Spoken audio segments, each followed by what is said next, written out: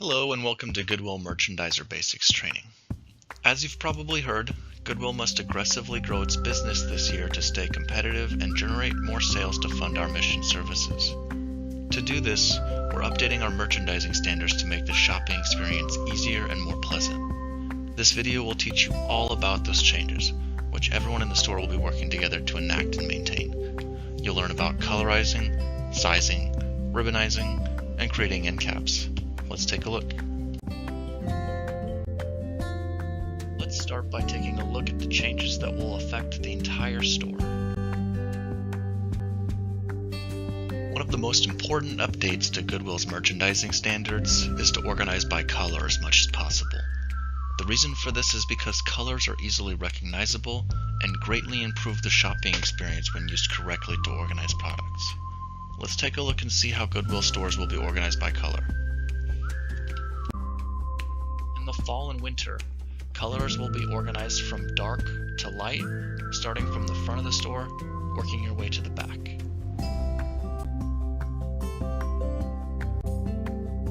In the spring and summer, colors will be organized from light to dark, starting in the front of the store and working your way to the back.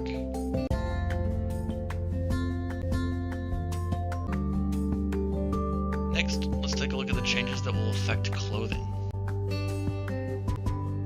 When merchandising clothing, it's important to organize by size before organizing by color.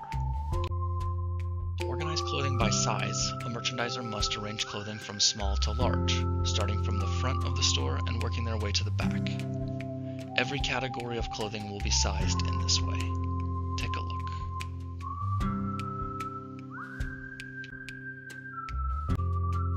Next, let's look at how clothing is organized by color.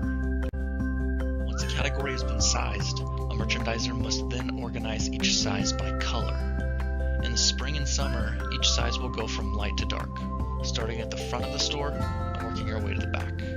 Take a look at the example.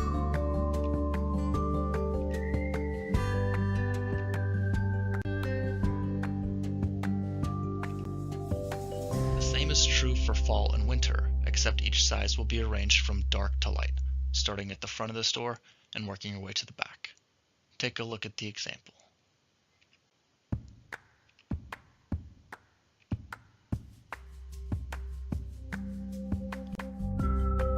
And again, this is true for all sizes and all categories and all departments of clothing.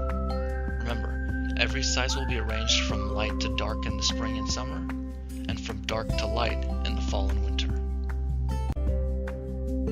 Next, let's take a look at the changes that will affect hardline items in particular. Unlike clothing, merchandising hardline items typically involves organizing items on shelves. The way Goodwill merchandisers organize these items on shelves is through what's known as the ribbon method. Let's take a look. The wrong way to organize an aisle by color is from left to right. The reason for this is because a customer would have to walk across the aisle to view items grouped by color. The right way to colorize items on a shelf is from top to bottom. By doing so, a customer can view items grouped by color without walking across the aisle. The same process applies to organizing a shelf by product type. When organizing different types of the same product, for instance glass drinkware, a merchandiser should organize those types from top to bottom rather than left to right. That way, someone who is looking for a particular kind of product doesn't have to walk across the aisle to view different types of that product.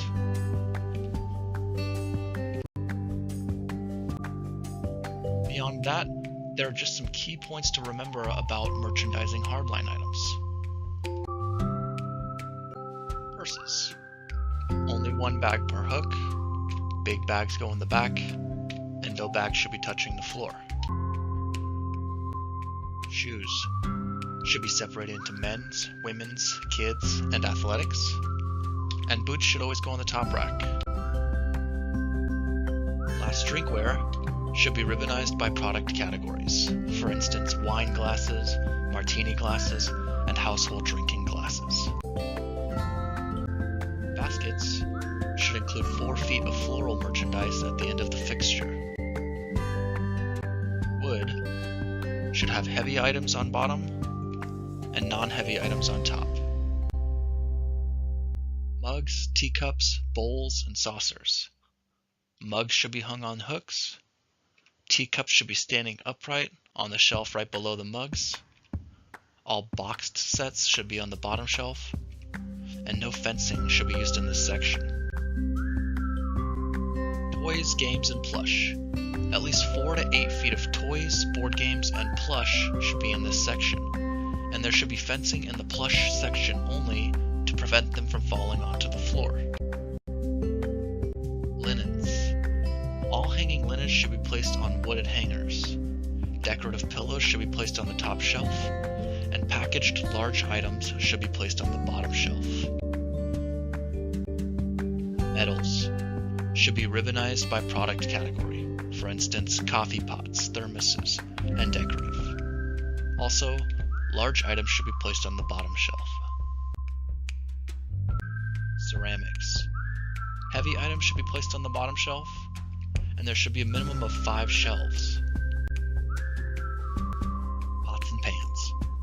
No decorative cookware in this section. Functional cookware only. And 4 feet of cooking utensils should be placed in the fenced baskets at the end of the fixture.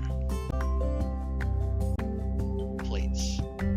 There should be 4 feet of fencing on the back of the top shelf to hold plates upright. This helps to improve the look of the section. There should be no fencing on the front of the shelves, and sets should be placed on the bottom shelf. Furniture. Small furniture should be placed off the floor and on the risers. There should be no decorations on any of the furniture. Similar items should be placed near each other. And all furniture should be cleaned and polished before it's put onto the sales floor. Showcases.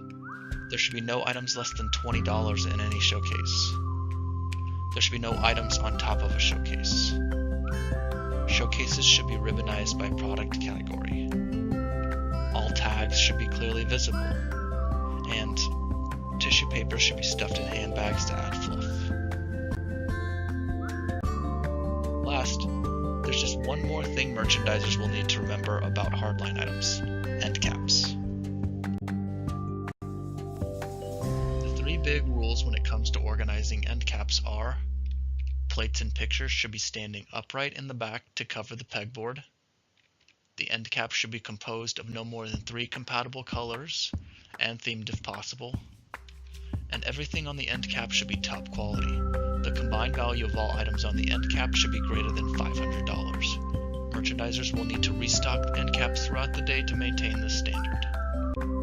And here are some examples of well-organized end caps for inspiration.